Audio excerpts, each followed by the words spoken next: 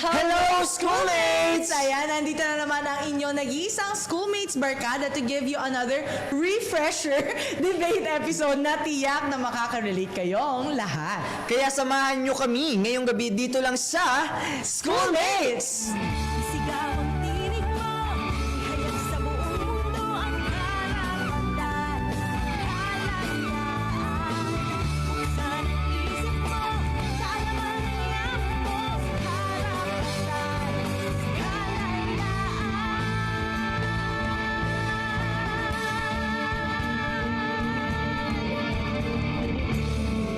At syempre, no, nito lamang na nakaraang linggo ay naging malaking discussion mula sa ilang mga faculty members at experts ang naging rekomendasyon ng CHED or ang Commission on Higher Education tungkol sa pagbabawas ng general education units sa kolehiyo. Mula sa mga kritisismong natanggap ay napagdesisyonan ng kagawaran na ipagpaliban muna ito hanggang sa taong 2028 at ipinangakong walang magiging pilot testing sa kasalukuyang school year upang masusing mapag-aralan kasama ang mga mungkahi ng ilang stakeholders sa bansa. Kaya naman, Schoolmates, hindi na rin bago sa atin ang pagbabagong nararanasan natin sa kasalukuyan at tila ito ay parte na rin daw ng ating buhay. So syempre, ano ba naman ang pagbabago sa edukasyon, di ba? Yes. Been there, done that, ika nga daw nila, no? Pero sa usapin nga ng edukasyon sa ating bansa, ang tanong sa ating mga schoolmates, ang pagbabawas ba ng GE subjects or GE units rather ng kolehiyo ay dapat o hindi dapat? Kaya naman, schoolmates, huwag nating patagalin pa. Atin namang kikilalanin ang mga debaters mula sa Polytechnic University of the Philippines or PUP na pabor sa kanila at napapanahon rather ang pagbabawas ng general education units sa kolehiyo. Sino-sino nga sila? Panoorin po natin ito. I'm Katrina M. Lazarito, a fourth-year Bachelor of Arts in English Language Studies student at the Polytechnic University of the Philippines. When we were given the topic, we were quite surprised actually because this is a very timely and relevant discussion. So we are really fueling up with information regarding this topic that we will be debating. And we are in the affirmative side, so we are more trying to fulfill the duty of fueling us more with the information we need for this debate. My name is Yvonne K. Nogar. I am 23 years old. I am fourth year, currently at Polytechnic University of the Philippines, taking up Bachelor of Arts in English Language Studies. Okay, as for our preparation with our debate, we did matter load individually, and then we met by group to matter load with regard to the topic that we are assigned to debate today. My name is Jonas Christopher Leganson Lozuriaga, or also known as Topher Lozuriaga, and I am 21 years old, currently studying in Polytechnic University of the Philippines and also taking Bachelor of Arts in English Language Studies. We are expecting a fruitful debate in order for us to learn more about the topics. In spite of it being controversial, we still anticipate that we'll be having such a meaningful discourse. Narito naman ang mga debaters from Adamson University na hindi pabor sa pagbabawas ng general education units sa kolehiyo dahil para sa kanila ito raw ay isang malaking kabawasan sa kaalaman ng mga kabataan. Panoorin natin to. I'm Lorraine Daniel P. Vicente. I am 18 years old, a first-year political science student from Adamson University. I was delighted, to say the least, because I've always been active about social issues, especially this very timely topic, and I've been vocal about my stance on this, and I'm very happy that we got the same stance as my stance. My name is Khalid Harisapayani. I am 20 years old, studying Bachelor of Arts in Political Science at Adamson University. Individually, I, for me, watched videos, I read articles about the ongoing discussions regarding this topic. I researched a lot of research. Group-wise, we went on Google Meets to train, to pretend as the opponent and that kind of stuff, and yeah.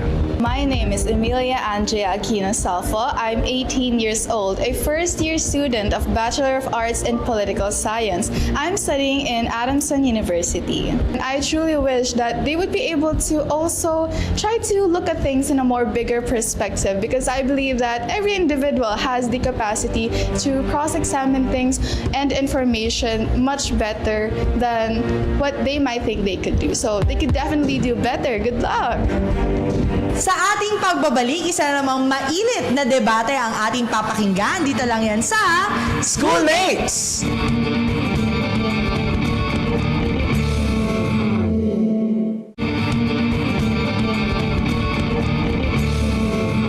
Nagbabalik ang Schoolmates, so paalala lamang po namin na walang tama o maling sagot sa anumang debate na ating ginagawa. Ito ay platform lamang upang mapakinggan ang iba't ibang perspective ng ating mga kabataan regarding sa mga issue ng ating bayan. Kaya bago po tayo magsimula, atin munang panoorin ang ground rules ng ating debate. Panoorin po natin ito.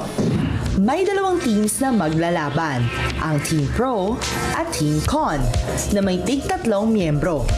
Ang team leaders ang unang sasalang sa ating debate.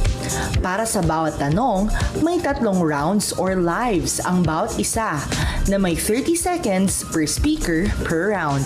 Kapag sobrang intense at walang gustong magpatalo, we activate the bonus round. 1 minute and 30 seconds yan na free flow discussion. Meaning, bahala na magsagutan ang magkabilang panig. Pero kung halimbawa, hindi na makarebat ang naunang debater, pwede siyang mag-buzz para palitan ng ibang team member. Ito ang twist.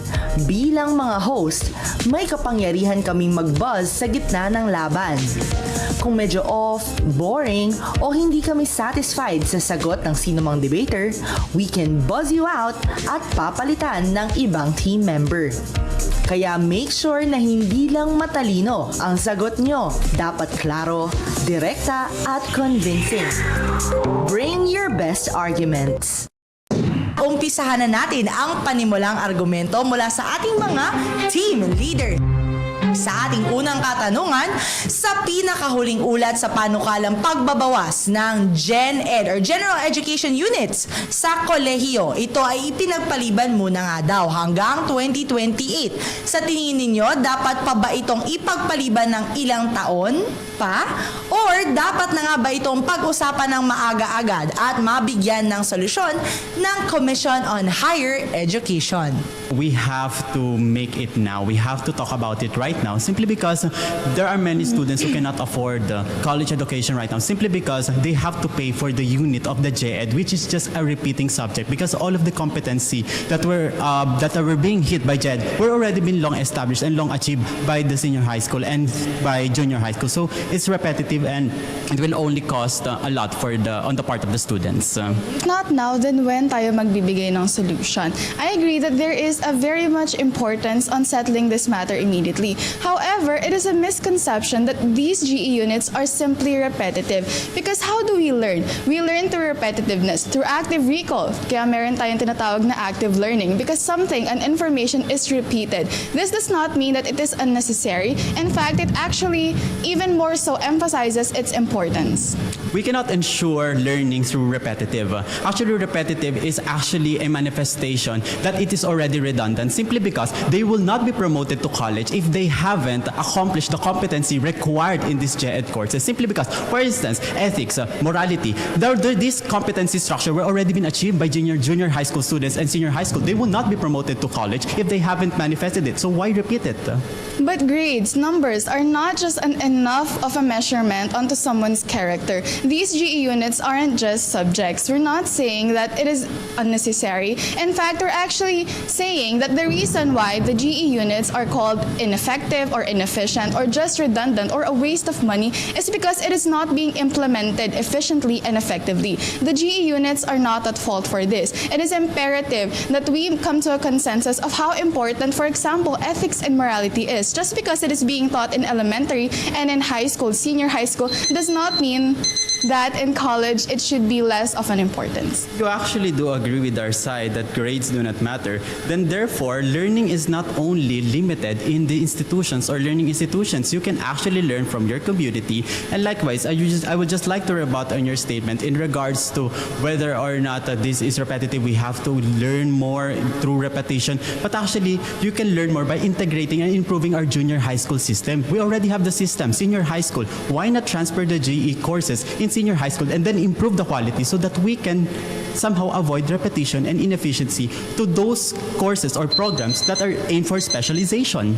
But when these happen, the GE courses are actually being compromised. We must remember that it's not about the quantity, it's about the quality. And when we say that, we're not stating, actually, nabawasan na nga ang GE courses from 51 and the like, or to 63. It's actually been reduced already to 36, if I'm not correct. And that actually already emphasizes that right now, it's not inefficient already. It's ineffective in a sense that it's not fulfilling its job properly, which is why we are emphasizing the need to not lessen these courses because we must focus on implementing it properly. Now, you mentioned the GED courses are inefficient. Then why do we have to study it again if it is inefficient? Why not transfer it to senior high school, integrate it to the current curricula of the senior high school and junior high school, and then it will improve its quality and all of the learning competencies that are expected in GE courses in college will be achieved by the students in just as early as junior high school, senior high school, so that they can focus on specialization because college produce specialized professionals, not those people who will repeat the courses that they have already took in junior high school and senior high school. So I would like to make two rebuttals. The first one is, in a country like the Philippines where democracy actually matters, democratic education warns us against solely focusing on specialized matters or, for example, vocational matters or technical matters. Education should actually focus on helping us to become more holistic individuals, to not just become workers, but to also be individuals who are civically aware, who are actually being able to contribute into society meaningfully. In a sense that GE subjects, we're not saying that it's ineffective. We are actually saying that it sounds ineffective because of how it is being implemented currently. Sapat ba na 18 units na lang ang GE? And what do these 18 units actually mean? Is it gonna be better? Is it gonna be worse? And what is the overall impact to the students and the teachers? Topher. So for me, it's for efficiency. Simply because we acknowledge on the proposition side that there are GED units that are really essential or courses that are essential for across all majors or across all programs such as business communications, such as integrating communications, skills, etc. But that will somehow give way for our policymakers to create a kind of curriculum which is beneficial across all programs. Not, for instance, art appreciation. What do doctors will have to do with art appreciation? Your point? So in 18 units, what it actually looks like, I'm going to cut your point, because what we don't understand with 18 units, majority of those subjects are going to be compressed into one. For example, what will doctors do with art appreciation? But before they are doctors, they are individuals. Once again, I asked the question earlier, if not now, then when? There is an extreme call for people nowadays to become more socially aware, to become more engaged, not only in sciences, but also in art. We have already seen it, for example. Continue. My point being here is not because there will be no GED courses about ethics, there will be no morality. Not because you don't have any courses in GED in relations to art appreciation, that's mean that you will not be appreciating art. Simply because there are other means for engaging to actual learning, such as join extracurricular activities. You will have more academic freedom if you will reduce GED. You will have more autonomy, for instance, have more mental and also physical.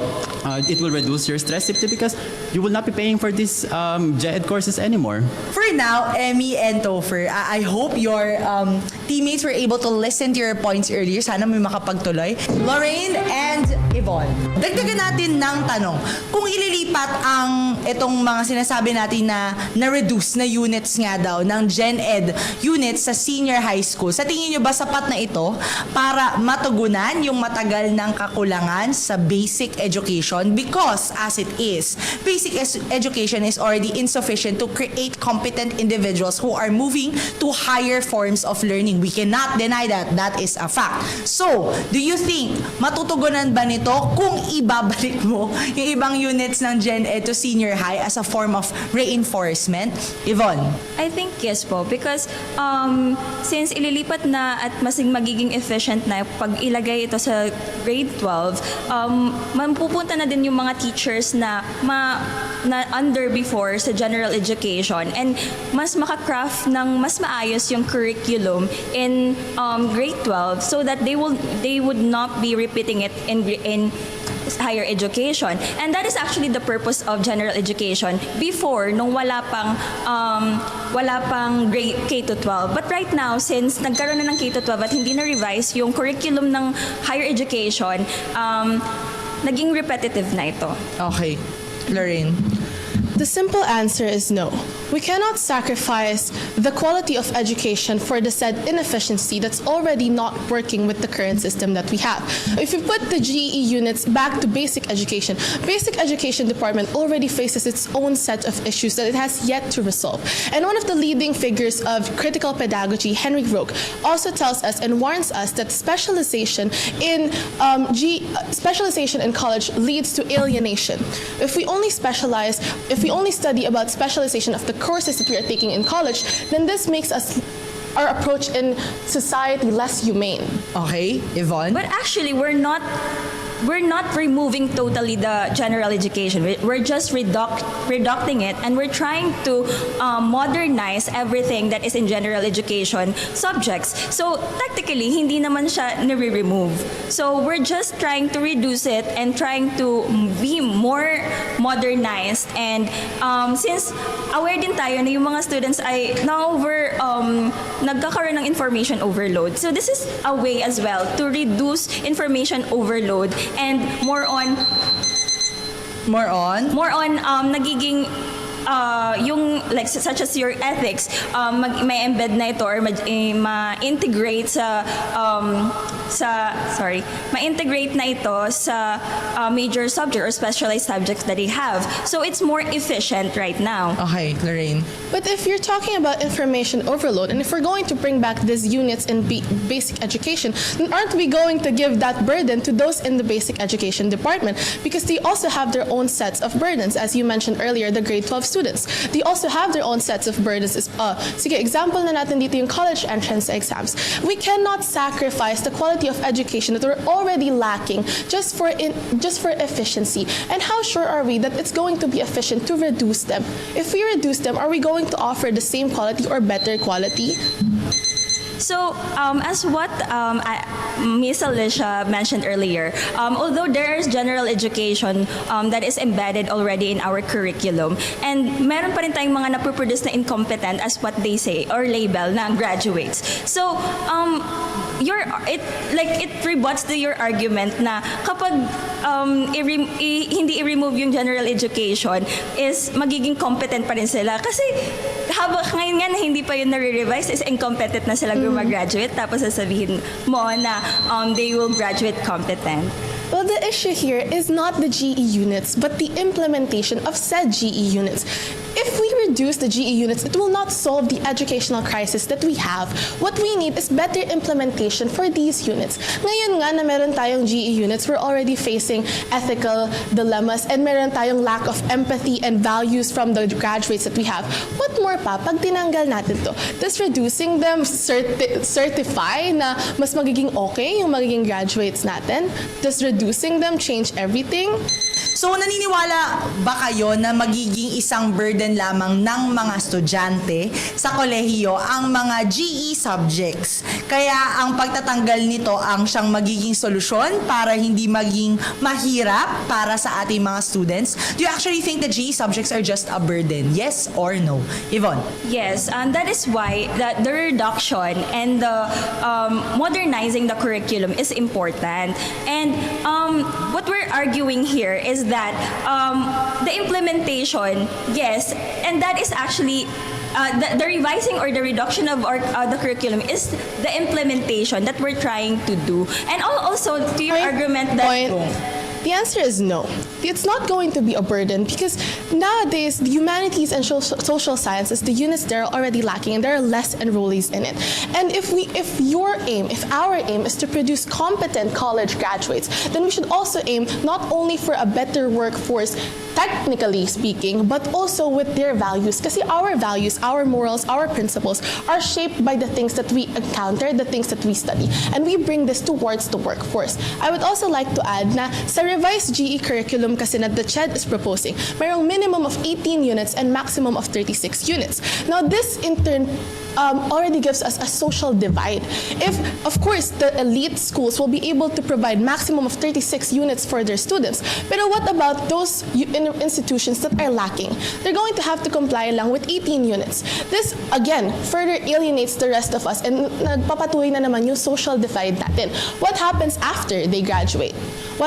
Dito na naman papasok yung hindi pantay yung level of literacy na nakukuha ng students when actually the goal of the government, the goal of the government should be that there should be equality in all the college graduates so that we can have a better workforce in the Philippines and outside the Philippines. Sige, but we can shape things up later again, so I want you guys to hold your thoughts.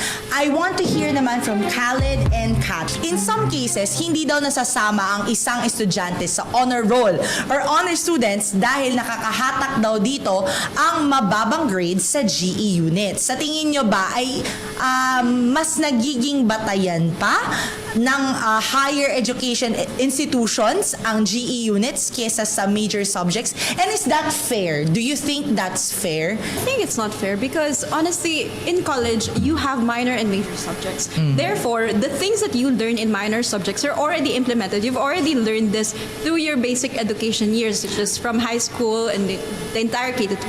Now, the question is, why do the students have to focus on these learning aspects when they can focus more of the technical skills that they can learn that are aligned with their profession, with what they're supposed to be learning? They're basically focusing more on the minor subjects compared to the major subjects, which we will always have in the discussion always, that minor subjects are much more heavier than the major subject itself. When you're entering the Philippine education system, you're subscribing and entering the holistic education that it offers and provides for our dear Filipino citizens. I think it is imperative that those subjects also play a role in your performance as a student, because let's say you're a doctor and you have ethics class. Then you would need ethics for your profession in order to be able to talk to people or to manage certain situations, because to solely rely on proficiency of a technical profession would be to undermine the values that exist in enhancing that said profession, which are the soft skills needed for that profession. Okay. But holistic development does not focus on just one cluster itself.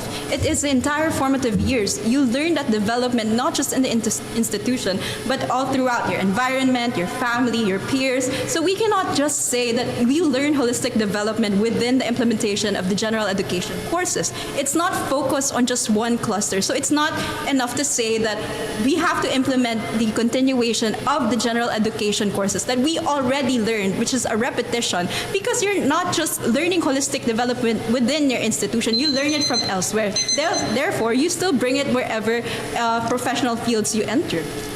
Yes, granted, we learn holistic development everywhere. We learn it from our families, from our communities, from our dear friends. But education is an establishment and that it provides. And what it provides is that holistic, it guarantees that holistic education and that service for the people who can't access it through their friends, maybe through their families or through themselves. That's why it is there, because education was meant to serve everyone. And for the people who can't access those needs, let's say through communities or through people, then this is their chance to discover that holistic privilege. Okay, balik tayo dun sa follow-up question ko because I think that's a very valid point. Do we measure merits or proficiency as a means of like awarding them as honor students if they perform poorly in GE subjects? Is that a fair evaluation of excellence? That is my question, and I need you guys to answer that. Kat?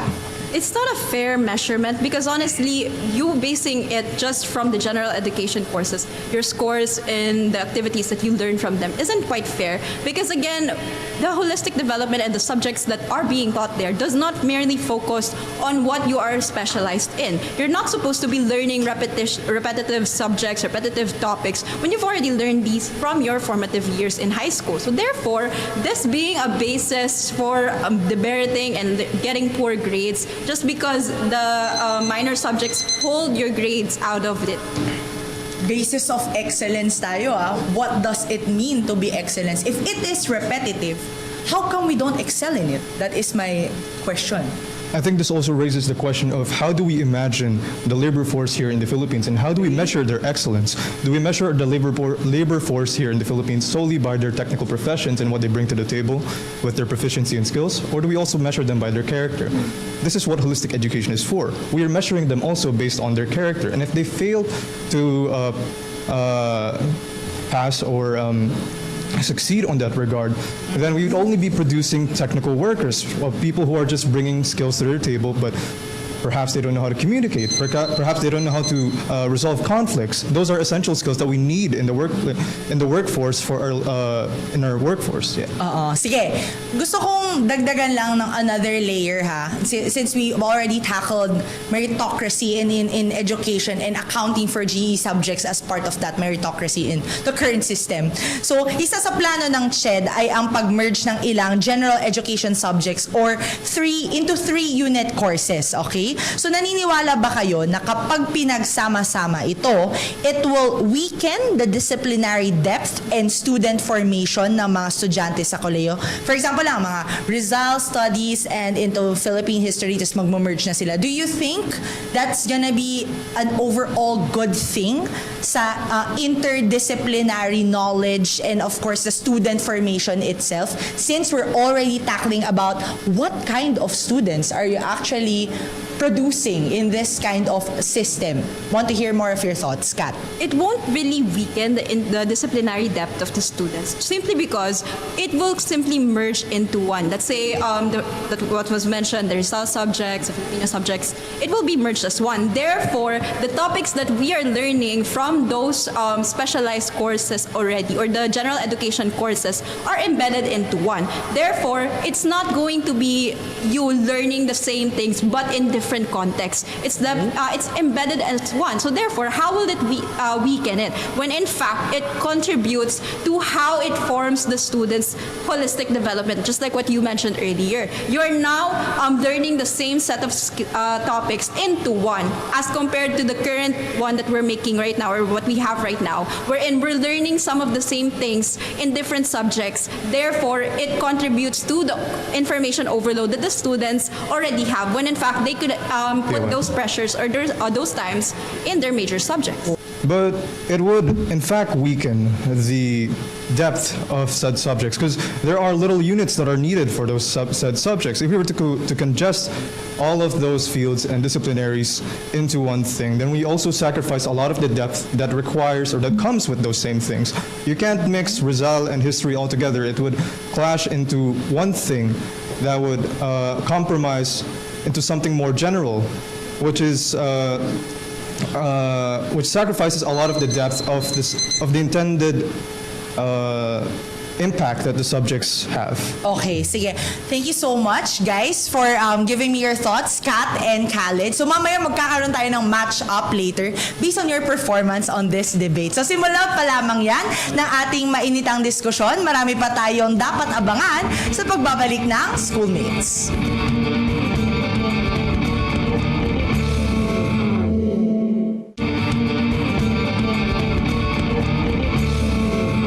Nagbabalik ang Schoolmates sa ating pagpapatuloy ng ating debate ngayong araw. Ang ating pagtatapatin ay gusto ko si Lorraine and Topher. Building on the previous questions that we've had earlier, sa tingin nyo ba kapag nagpatuloy ang panukalang pagbabawas ng GE units sa kolehiyo, this will really promote increasing the focus on market-based education rather than deeper humanities instruction sa mga estudyante sa kolehiyo? And what does it actually do? Is it a good thing that we're focusing on market-based education? Topher. Actually, it is good that we are not just, let me add to that, it's not just about market-based education, but it's also about the specialized courses and the specialized market that you are trying to aim for. College is a room, or it is an institution where you have to harness and enhance the skills that you have selected. Because those moments where you have to select or decide whether you'll be taking a doctor, whether you'll be taking linguist, whether you'll be taking any other profession, has already been long accomplished. Therefore, college is the kind of institution that should focus on your specialization, not just based on humanities that were already been long achieved by the students. Thank you, Lorraine. If we focus on the specialization of each student in college, then aren't we risking having college graduates without a heart, without a soul, without values? Yes, you have mentioned before that there are values that can be learned outside the institution. But this, I ask you, what is education truly for? Is it solely for specialization, for subjects that you want to take if you want to be a doctor, an engineer, or an architect? The humanities and social sciences curriculum teaches us to help shape a society that's supposed to be for everyone. And these values can help us, we can learn this inside the school first. Okay. I would like to rebut to that because that is a slippery slope. Not because you did not take GED doesn't mean that you don't have a heart. That is an insult to those students who have already graduated in college, not because they don't have any exposure anymore to GED courses or any topics that are in relation to Rizal, in ethics, doesn't mean that they are no longer ethical, no longer patriotism, simply because they already have the fundamental skills that they needed in order to practice it in the real world. They can engage in the community. They have more spaces in which they can actually apply this, not only in theoretical sense, but also in practical sense. And this, like I mentioned, has already been long established in junior high school and senior high school. So it's repetitive if you're going to take it in college. But we cannot promote graduates only for the market, okay? Because it does not, okay, you mentioned earlier that college is meant for us to hone our skills for the workforce. Pero kasi hindi naman sa college lang nagtatapos yun na after mo magkaroon ng trabaho, lahat ng natutunan mo sa college, dun mo lang ibubuhos. Everything you learn in college extends throughout your life, even when you have your own family, even when you meet other people outside of the workforce. But if we're going back to the workforce, then shouldn't we have not only good with technical skills, but also those with soft skills, the communication skills that are needed inside the workforce? Okay. But we can learn soft skills in junior high school and senior high school once we improve the quality of education. Instead of improving the quality of education to GED courses, you're actually trying to improve the courses which is already been repeated by the students. So instead of repeating or enhancing the quality of the repeated courses, why not improve it to the fundamental courses that were already in junior high school and senior high school? That's already my point being that it is not just about market-based, not because you don't learn GED doesn't mean that you will no longer have a heart, that you will no longer know how to interact or communicate, because you already have these skills even before you choose your specialization. And institutions like college should focus on specialization. If we improve our units in the fundamentals, does that mean we stop improving the curriculums we have in higher education? No. Kasi it doesn't stop there. Learning is a continuous process. It does not end after you study. It does not end in high school or in college. It is a continuous process, and it's not repetitive to learn ethics, to learn values in college. Kasi it further strengthens and shapes who you are as a person, as a student, not just as a student, but as an individual inside the workforce and outside the workforce. And yes, you can learn it outside school, but it should start from within the institutions because that's what education is for. It's supposed to teach you to be a better person while also helping you achieve your dream career. Okay, sige. Before we enter the free flow discussion na, I want us to elaborate further. Bakit tayo nagfo-focus on higher education, reduction of GE courses? Ano ba ang purpose ng higher education? Can you give me a concrete statement on that? What is the purpose of higher education? In your case, that you want a reduction of GE. Yes. In our case, that the college education is a specialized education, meaning to say the students that will be engaging in this institution have already been decided, meaning they have already decided of what path or career path that they're going to take, and then we have to enhance their, we're going to enhance their skills in this specific institution. That's why we have graduates who do not have any experiences, simply because there's a lack of immersion hours, there's a lack of training hours, simply because we are actually incorporating GED courses that are taking time. And if they want the arts, even in spite of being a doctor, then take extracurriculars. The purpose of higher education is to help the students to reach their dream career paths, but also help them and teach them to be socially aware and socially sensitive citizens of the nation and of the world. And if we want to be successful in our career paths, then that also means that in higher education, you are to teach these students to be more, and being socially aware, you have to teach them the values needed. Yes. The point being here is that you mentioned earlier that education is continuous. You still learn. Therefore, you agree with us that even in spite of not taking, for instance, if there will be no GED courses and you will be taking doctors, for instance, or you're going to take nurses, learning about ethics, learning about Rizal is still continuous. Therefore, you can still learn. That's why But we you don't have to need impose Gen it. Ed courses. That's why we need Gen Ed units. Because in our pursuit of our career paths, in our pursuit of becoming a doctor, a nurse, a lawyer, we often forget the values that we need to become successful individuals, but with the values. And this serves as a reminder. But that doesn't necessarily mean that you just forget, therefore you need repetitive courses. Then that's a failure to the curriculum in junior high school and senior high school, which we're trying to mechanize here. Improve the curriculum in junior high school and senior high school. We don't have to take GED courses anymore. We as have the to refresher. improve the curriculum in its entirety, not only in the basic education, but also in higher education. We have to accept there is an educational crisis in the Philippines, and we are trying so. Yes. Educational crisis simply because of the overloading of information, and they do not even know, the students do not even know what are the useful information. That's that why they we need a restructuring, a better implementation of these general education units. such as removing GED courses. We do not have to remove them to solve the educational crisis we have. But Does, that will lead to that. does removing them certify Not that it removing, will but integrating it decongest to them? junior high school and senior high school. That's you mentioned earlier that we have to remove them. Okay, thank you so much, Lorraine and Topher. Next matchup naman natin would be Emmy and Kat. Dun tayo dun sa point na you're raising na reduction does not mean removal of the essence or the value of GE units, but rather streamlining it so that it's much easier for the students to digest. Did I get that correct? That's like one of your main points. Sa inyo naman is that reduction means actually removing that essence because it's more compressed. People don't really understand it if it's in a much compressed manner because as it already is, they don't really get it. Tama? In layman's terms, yun yung pinapoint ng ating dalawang teams, no? So, ang gusto kong itanong, kung babawasan ba ang general education units sa kolehiyo, isa daw sa magiging epekto nito is not just on students, but rather on the practitioners, the teachers, and the professors that are teaching these GE subjects. Sa tingin nyo ba, sapat ang plano ng CHED sa magiging epekto nito? And if not, what should be that proposal on our end na para how do we make it better so that if it does get executed, it's still a win-win strategy for everyone? Kat? So there are many professors who teaches general education courses. This is one of the core arguments that people have when it came to this news na ano mangyayari sa kanila when there are general education courses reduced into and implemented into or integrated into the K-12 curriculum. They have the opportunity to teach those subjects in K-12.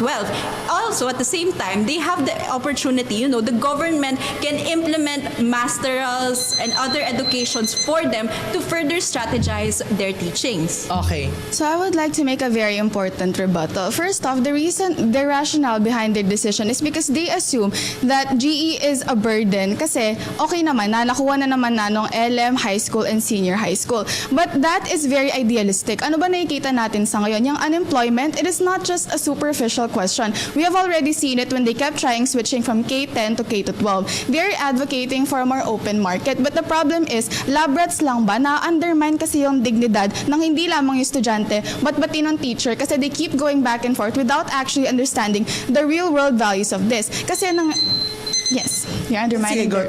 Okay they're na. undermining the real-world values of the situation. Okay, sige, Kat. But that is the core essence. We need to strengthen the education here in the Philippines. Within the implementation, nababawasan natin yung general education units and then i-integrate natin siya sa K-12 subjects or the K-12 years in your high school. So therefore, it is a burden within the education system itself. That is why we are proposing na bawasan yung units na tinitake natin dito sa college years into the K-12 because these are the expected and skill sets that were supposed to be learned by the students before entering college. But just because it is expected doesn't mean it's actually here. For example, anong masasabi mo for the fact na we actually score low on reading comprehension? Itatanggalin natin yung purposive communication, di ba? E di lalo lang bababa din yung reading comprehension. You need to look at what's actually happening in the real world. Because you're being idealistic by saying na, oh, we can actually implement it in the K-12 levels, but it does not stop there. Ano bang itsura ng 18 units? It's compressing those values. Kaya mo bang ipagkasya ang buhay na Rizal tsaka yung buong history ng Pilipinas sa isang unit lang? That is not actually realistic. You have to look at what's happening in the real world. You mentioned earlier about the literacy, the literatures, the things that they learned, English, reading. That is now the problem. That is now my question for you. How can you advance to the higher education if you are not proficient, or at least you weren't able to learn about these things in your senior high school years, or even way back before you enter college? This isn't about, oh, when you enter college, you have to be literate enough. Then that is the question. How did you enter? How did you move forward to the higher education if you're not proficient with these things? Therefore, if we were to reduce the units that were taken in college and integrated into senior high, you're still learning those things just before entering college.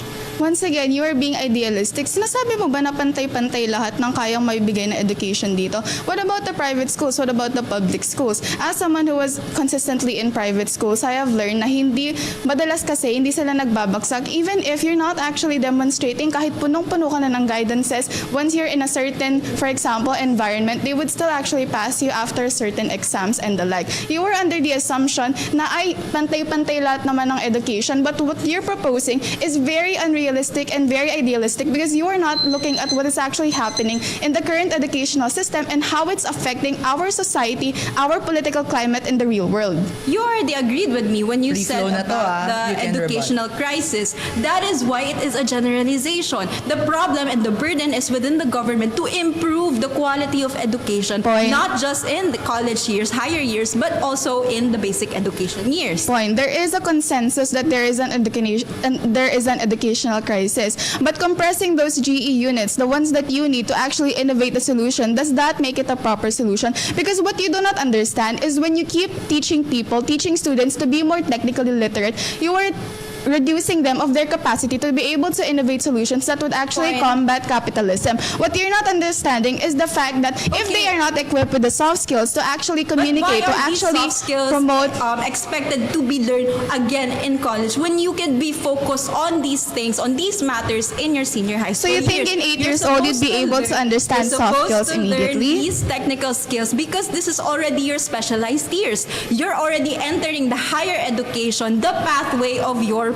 Point. chosen profession. You're under the your soft skills, so presumption. you're generalizing that because these weren't integrated already in the senior high school, in the basic K-12 units, doesn't mean that when they enter higher education, they're still not able to learn these. I'm not saying that they're problem is we're not incompetent. going The to presumption is the remove it. fact that you think that everyone is equal and that they have already those aspects. But what you don't understand is that learners' space are different, which is why they're integrated. Bakit You're ka ba nasa generalizing LM? Bakit the nasa high problem school? because Bakit you're nasa supposed to senior be high? learning Bakit these wala things sa already. college? Okay, thank you so much. So we're now entering the last portion of our debate, no? So as with always, we want you guys to formulate and formalize your final statement. Ang panghuli sa inyong statement ay ang pagbabawas ba ng general education unit sa kolehiyo dapat at napapanahon nga ba o hindi pa dapat dahil sa kakulangan ng makinarya at kahandaan ng education system sa bansa. Topher. We would like to summarize our case here.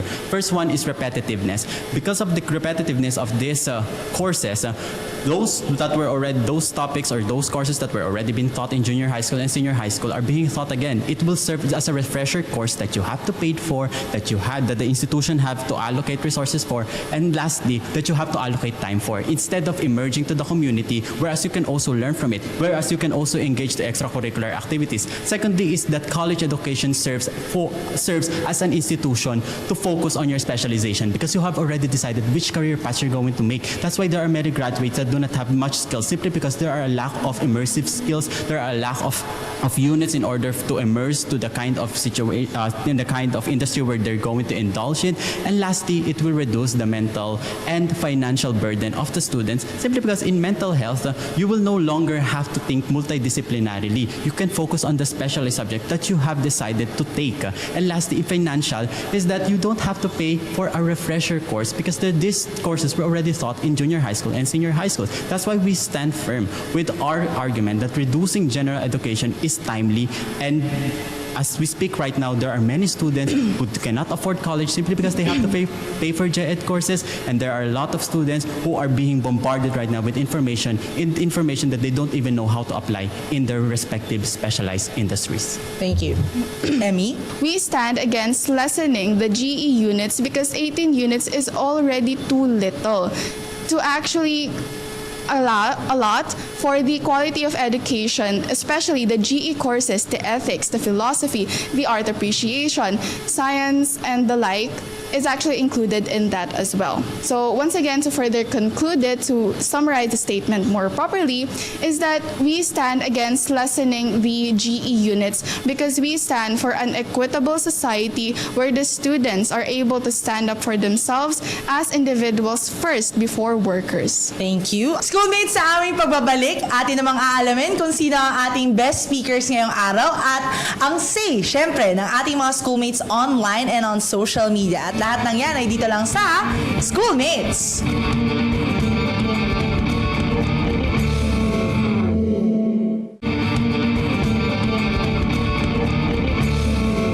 Nagbabalik ang Schoolmates. Okay, kanina napakinggan natin yung mga debaters at yung mga argumento tungkol sa pagbabawas ng General Education Unit sa kolehiyo. Ngayon naman, basahin natin ang mga komento online. Sabi ni JP, sabi niya, Gen Ed subjects are not extra burden. Sila ang umuhubog sa atin para maging educated at well-round na tao. Ganun. I love that. Well-round lang. Like, bilog. Ganun. Okay, sige. Ay, ito pa. Paborito ko to. Si Sir Jai Marie. Oh. Sabi niya, dapat pangang dagdagan eh. Wow, ano lang siyang sweet and concise lang. Ganun masama lang. yung mga tao ngayon, dagdagan nyo yan. Correct. Okay. Schoolmates, patuloy na makialam at makisali sa ating mga diskusyon at debate sa pag-like and follow sa ating mga social media pages at Schoolmates lamang yan. Dahil Schoolmates, may pakialam ka. Love that. At sa puntong ito, atin na aalamin ang ating best speakers na nagbigay ng best at very strong arguments. Mulan mo, James, sino ang unang best speaker? Ang unang best speaker natin ay si Jonas Christopher Luzuriaga. Okay. Ito pa ang isa pang deserve ang best speaker. Siya ay si Lorraine Vicente. Congratulations, Lorraine. At syempre, dahil nga kanina tinanong ko na to, may takeaway pa ba tayo? Ayun nga, sa sobrang laman at sobrang ganda ng diskusyon kanina, actually, ninote ko na lang para maiklian na lang yung kasi wala na, sabi na lahat eh. Oo, okay. So, eto na lang. Okay. Para sa akin, mas magandang magkaroon ng balancing curriculum, maayos na implementation at konkretong plano at makinarya. Gawing sapat at balanse, yung mga curriculum na para sa mga estudyante natin, especially the college students, At wag silang gawing sakripisyo alay like pilot testing lang. And mas maganda na na-hone din natin yung holistic development ng bawat bata. And also magkaroon tayo ng professional na kasanayan and also critical thinking at malasakit sa lipunan. And mag-iiwan din ako ng question again sa mga schoolmates natin. James and his questions. Hindi na yan mawawala. Correct. Okay. Mas importante ba ang diploma o ang mga aral sa likod nito? I love that. Paki-comment down below. Ayan. Okay, sige. So for me naman, do I agree in pagbabawas ng GE units? Hindi siya GE subjects GE units Yes. Sa akin, no. Kasi, when Kaya ako tinatanong kanina, ano yung meaning ba ng units sa atin? It's the value that we actually give to that specific subject. May nag-raise kanina I'm not sure kung sinong debater natin na-mention yun, kanina. na repetitive ang subjects natin. My question is, why does it become repetitive? Is it really because we're tackling the same subjects, or is there supposed to be more depth and breadth when we discuss these kinds of topics? Because ang nagiging fault ng ating education system ngayon is it's becoming a to-do list. It's becoming a laundry list of facts and things that we must remember. But punta ako sa second na punto ko. What is higher education supposed to be? Ito yung tinatanong ko kanina. Anong meaning kapag pumasa tayo sa isang kolehiyo or universidad? Dapat ba lumabas lang tayo bilang technical professionals? I beg to disagree. We're supposed to be critical thinkers. Right. Higher education is supposed to give you not the facts, because again, I agree. Basic education and secondary education or high school, senior high is supposed to get you covered for that. What we need to do when we enter college is that this, sabi nga ng educator to sa isa sa amin, nung pumasok kami na, sir, ano ba, para saan ba itong pinag-aaralan namin? We as professors need to lead you to the fountain of knowledge and make you drink from it. But whatever you do with that knowledge is up to you. Right. Which is what is the role of higher education. We give you the facts, we give you the formulas, we give you whatever statements or fallacies you need to know, but whatever you must do with them, you must do with them. And that comes from forming critical thinkers. You need to question what you studied. You need to know what you're studying. What is it for? So it doesn't give you more answers. It leads you to think and question why you had to study these things. So tama naman that I personally agree. When I graduated college, guess nyo lang yung age ko, di ba? When I entered the workforce, I was like, am I not supposed to have studied all of these things that I'm supposed to be experiencing right now in college? Yes, but that's because it's not because I had more GE subjects. It's because walang depth and breadth yung technical professional subjects na meron tayo. And hindi rin immersive yung GE subjects that we have. That's why the values, we know what they are, but why and how, we don't. So, it's a challenge that I pose to CHED. Sorry sa CHED, I feel like these are not educators at all. Naiisip ba talaga natin ang magiging aftermath ng GE subject reduction?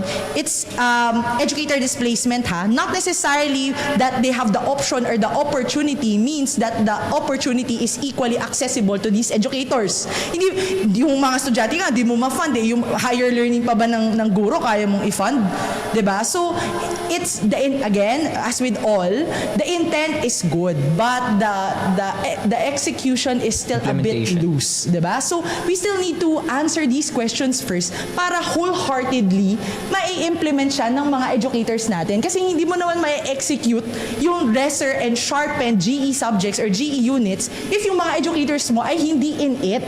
Diba? So we have to be holistic, diba? It's not just the students, but the teachers that make the education much better and improved in our country. And yon, with that, gusto namin pasalamatan ang BP Studios for making this debate possible. Thank you so much, BP Studios! Yes, thank you BP Studios sa audio para marinig ang aming mga sinasabi.